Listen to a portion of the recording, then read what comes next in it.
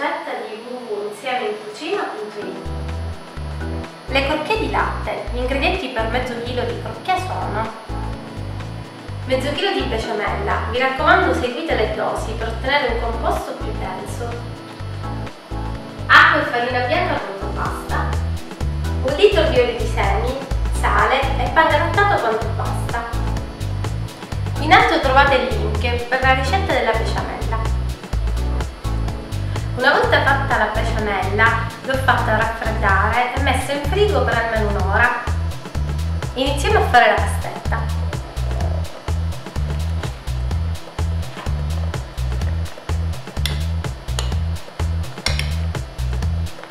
Mettiamo la farina nell'acqua.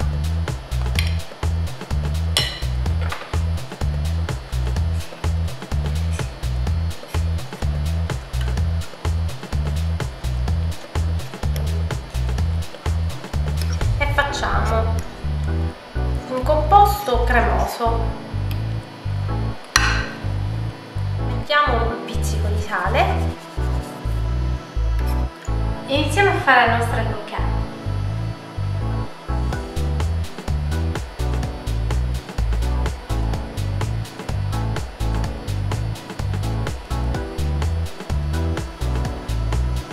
Allunghiamo leggermente.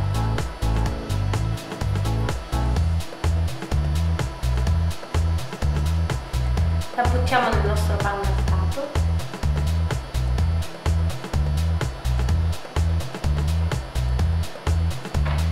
E nella nostra pastetta.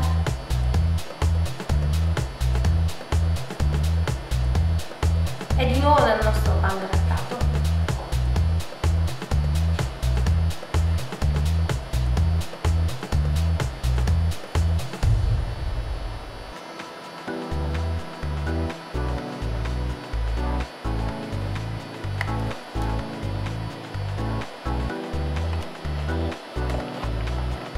Adesso riscaldiamo l'olio.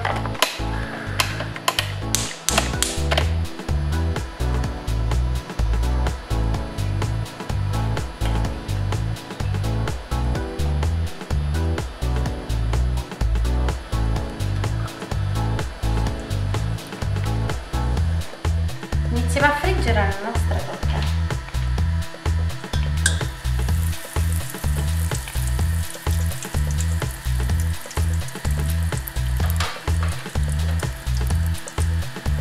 Appena si dorano le possiamo uscire.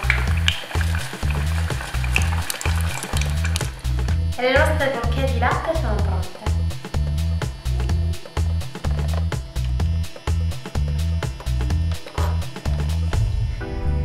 Buona ricetta a tutti, ci vediamo alla prossima video ricetta su www.insiemeInCucina.it.